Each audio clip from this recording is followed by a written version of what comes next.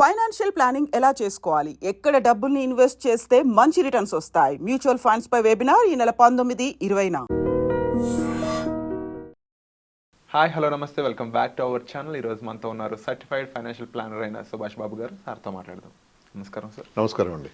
Sir, చాలామందికి అత్యవసర పరిస్థితుల్లో అంటే ఎమర్జెన్సీ టైంలో డబ్బులు లేనప్పుడు జనరల్గా వాళ్ళు లోన్కి వెళ్ళిపోవడానికి ఎక్కువ ఆప్షన్ చూసుకుంటూ ఉంటారన్నమాట. ఈ మధ్య లోన్ యాప్స్ కూడా పెరిగిపోయాయి. కాకపోతే దీనికి ఆల్టర్నేటివ్ సేవింగ్స్ మెథడ్ అనేది ఒకటి ఉంది, ఎమర్జెన్సీ ఫండ్ అనేది కదా. అంటే ఎక్కడో ఎవరికో వెళ్ళి చేతులు చాచడం బ్యాంక్ అయి ఉండొచ్చు, వేరే పర్సన్ అయి ఉండొచ్చు. దానికంటే కూడా ఇన్వెస్ట్మెంట్ కాకుండా అత్యవసర పరిస్థితుల్లో మనకు ఉపయోగపడడానికి ఒక ఫండ్ క్రియేట్ చేసుకోవాలంటే అది ఏ విధంగా ఆ ప్రాసెస్ అనేది చేయాలంటారు? మా ఫైనాన్షియల్ ప్లానింగ్ మెథడ్ అప్రోచ్లో life insurance, health insurance, next comes emergency fund. Okay. Emergency fund ఎందుకంటే ఈ రోజులో కదా, ఎప్పుడైనా సరే, ఎప్పుడైనా ఎమర్జెన్సీ ఎవరికైనా ఏ ఫ్యామిలీకైనా రావచ్చు. ఏదో కారణం వల్ల ఉద్యోగం చేయలేని పరిస్థితి ఉండొచ్చు, ట్రాన్స్ఫర్ అయిపోయి కొత్త జాబ్కి వెళ్ళి గ్యాప్ ఉండొచ్చు, 6 నెలలు గ్యాప్ రావచ్చు. ఇలా వచ్చినప్పుడు వాళ్ళ లైఫ్ స్టైల్ ఎఫెక్ట్ అవ్వకుండా, అంటే వాళ్ళ రొటీన్ ఖర్చులు, స్కూల్ ఫీజు కానీ లేకపోతే what ever house hold expenses కానీ కవర్ అయ్యేలాగా ఒక ఫండ్ క్రియేట్ చేసుకోవాలి. అందరూ కూడా చేసుకోవాలి. ఇది కూడా బేసిక్గా ఇదొక 3 బాక్స్ అనుకోవాలి మనం. Life insurance, health insurance and emergency fund. నార్మల్గా 6 months of your monthly expenses ఒక ఎమర్జెన్సీ ఫండ్లో పెట్టుకోవాలి. 6 months ఎక్కడ పెట్టుకోవాలి అంటే, మన సేవింగ్స్ అకౌంట్ పెట్టుకోవాలా, లేకపోతే ఎఫ్డీలో పెట్టుకోవాలా, లేకపోతే మ్యూచువల్ ఫండ్ దేంట్లో పెట్టాలా అంటే దేంట్లో పెట్టుకోవచ్చు. కానీ తీయడంలో ఉండే ఈజ్ అనేది మనం చూసుకోవాలి. ఎమర్జెన్సీ ఫండ్ అనేది మనకి చెప్పి రాదు. గబుకున్న హాస్పిటలైజేషన్ ఇంకేదో అర్జెంట్గా కట్టవలసి వచ్చినప్పుడు టైం ఎక్కువ ఉండదు మనకి. అప్పుడు మనం తీసినప్పుడు ఎక్కువ డబ్బు నష్టపోకూడదు మనం. సో ఎమర్జెన్సీ ఫండ్ అనేది మేము టిపికల్గా లిక్విడ్ ఫండ్స్ పెడతాం మేము. లిక్విడ్ ఫండ్స్ అంటే అవి ఒక 6% రిటర్న్స్ యావరేజ్గా ఉంటాయి. దాన్ని ఎప్పుడైనా లిక్విడిటీ అంటే ఎప్పుడైనా తీయచ్చు, లిక్విడ్ అంటే ఎప్పుడైనా తీయచ్చు. లిక్విడ్ ఫండ్స్లో రిటర్న్స్ తక్కువ ఉంటాయి, లిక్విడిటీ ఉంటుంది దాంట్లో. సో ఆ ఫండ్లో పెట్టుకుంటే మనం అది కొంచెం పెరుగుతూనే ఉంటుంది. అంటే more than savings account and less than FD.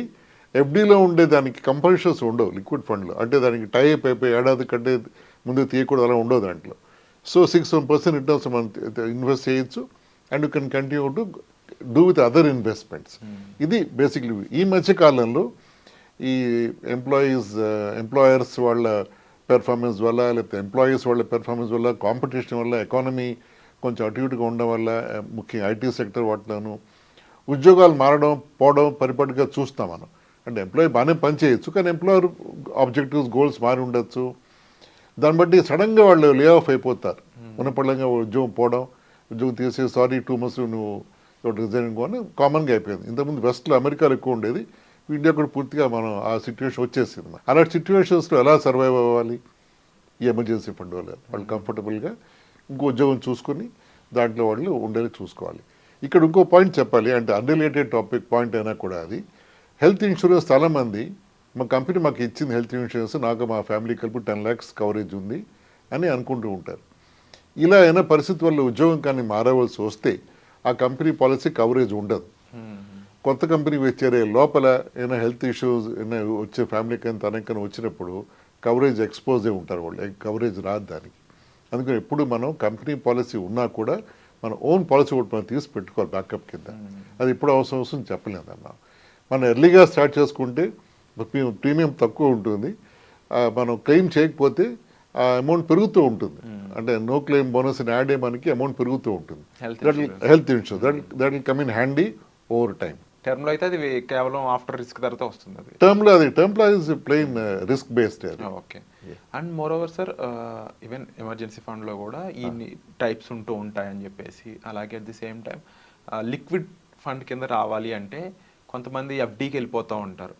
అది కూడా ఎఫ్డీ కూడా మళ్ళీ సెర్టెన్ సర్కమ్స్టెన్సెస్లో ప్రొసెసెస్, దాంట్లో ఒక టైం లిమిట్, టైం డ్యూరేషన్లు ఉన్నాయి. బట్ అగైన్ మ్యూచువల్ ఫండ్స్ అనేవి, ఇండెక్స్ ఫండ్స్ అనేవి మనకు ఇప్పుడు ఆప్షన్స్ అనేవి చాలా ఎక్కువ ఉన్నాయి కదా. వీటిలో బెస్ట్ ఆప్షన్ ఏదంటే మీరు ఏం చెప్తారు? ఇండెక్స్ ఫండ్స్ అనేవి అది ఒక ప్యాసివ్ ఫండ్, అది యాక్టివ్ ఫండ్ కాదు. సో అది వేరే category of mutual funds. Index funds అంటే ఎమర్జెన్సీ ఫండ్ కింద దాన్ని చూస్ చేసుకోలేము. లేదు, ఎమర్జెన్సీ దాన్ని చూస్ చేసుకోలేము. మీరు ఇందాక ఎఫ్డీలు అన్నారు, ఎఫ్డీలు 90 day ఎఫ్డీస్ ఉంటాయి, 180 days ఉంటాయి. కానీ ఆ పీరియడ్ కమిట్ అయితే మనం ఈ లోపల తీస్తే మనం కొంచెం డబ్బు నష్టపోతాం. కమిట్ అయిన ఇంట్రెస్ట్ కంటే -1, -2 చేసి ఇస్తారు వాళ్ళు. సో ఆ సిచ్యువేషన్ రాకుండా లిక్విడ్ ఫండ్ పెట్టుకుంటే మనం ఎప్పుడైనా తీయొచ్చు అవసరం వస్తే. ఇక్కడ మైనస్ దాంట్లో ఉండవు, ఉన్న ప్లస్ మనకు మొత్తం డబ్బు మన దగ్గరికి వస్తుంది అది. And liquidity is very easy. ఇవాళ మనం రిడెంప్షన్ పెట్టుకుంటే నెక్స్ట్ డే రేపొద్దు మన అకౌంట్లో డబ్బు ఉంటుంది లిక్విడ్ ఫండ్. ఓకే, మార్కెట్ ఉండాలి లేదు అని ఏమి ఉండదు. ఉండదు, అలా ఉండదు. అండ్ ఈ ఎమర్జెన్సీ ఫండ్ క్రియేట్ చేసుకున్నప్పుడు జనరల్గా మనకు వచ్చే హోల్ అమౌంట్ అంటే యాన్యువల్ ఇన్కమ్ బట్టి ఏమైనా ప్లాన్ చేసుకోవాలా, అసలు మన అవసరాలను బట్టి ప్లాన్ చేసుకోవాలా? జనరల్గా యావరేజ్గా దానికి ఎలాంటి ఫార్ములా ఉందంటారు? ఫార్ములా అంటే అది మన అవసరం బట్టి మనం డిసైడ్ చేసుకోవాలి. మన ఫ్యామిలీ సైజు, మన రిక్వైర్మెంట్స్, దాన్ని బట్టి మనం డిసైడ్ చేసుకోవాలి. ఈఎంఐస్ ఉన్నాయి, లేకపోతే ఇంటి ఖర్చులు ఉన్నాయి, అన్నీ కలిపి ఒక నెలకి ₹1,00,000 ఖర్చు అవుతుందంటే 6 లక్షలు 8 లక్షలు ఎమర్జెన్సీ ఫండ్లో ఉండి తీరాలి. అది ఫ్యామిలీ సైజ్ బట్టి ఫ్యామిలీ రిక్వైర్మెంట్. ఇంకోళ్ళు సొంత ఇంట్లో ఉండి ఏమీ లేదు, వాళ్ళకి మేబీ 50,000 ఖర్చు అవుతుంది, 3-4 లక్షలు ఎమర్జెన్సీ ఫండ్ వాటి 6 months కవర్ అయిపోవచ్చు వాళ్ళకి. అలా ఫ్యామిలీ సైజ్ బట్టి, ఫ్యామిలీ బ్యాక్గ్రౌండ్ బట్టి అది మనం డిటర్మిన్ చేసుకోవచ్చు దాన్ని. Wonderful sir. అండ్ దీనికంటూ ఉన్న మెయిన్ పారామీటర్స్ ఇవే. మన ఖర్చు ఎంత ఉంది అనే దాన్ని బట్టి ఒక 6 నెలల పాటు ఆ ఖర్చులు మనం తీర్చుకోగలిగే అంత లంసమ్ అమౌంట్ని క్రియేట్ చేసుకోవడం ఎమర్జెన్సీ ఫండ్. కరెక్ట్. ఈ మధ్య నేను 6 to 12 months కూడా వింటున్నాను నేను. Okay okay. మా బుక్స్లోను డిస్కషన్ వాటిలోను ఒకప్పుడు 6 months ఉండేది, ఇప్పుడు కాస్త 12 months దాకా కూడా కొంచెం పెరగడం జరిగింది. ఎందుకంటే ఈ మధ్య ఈ టైం లైన్స్ కొంచెం మారే, స్ట్రెచ్ అయ్యి రిస్క్ అనాలిసిస్ పెట్టి దాన్ని బట్టి చూస్తే 12 months ఉంటే ఐడియల్గా ఉంటే కంఫర్టబుల్గా ఉండొచ్చు అని కూడా అంటున్నారు.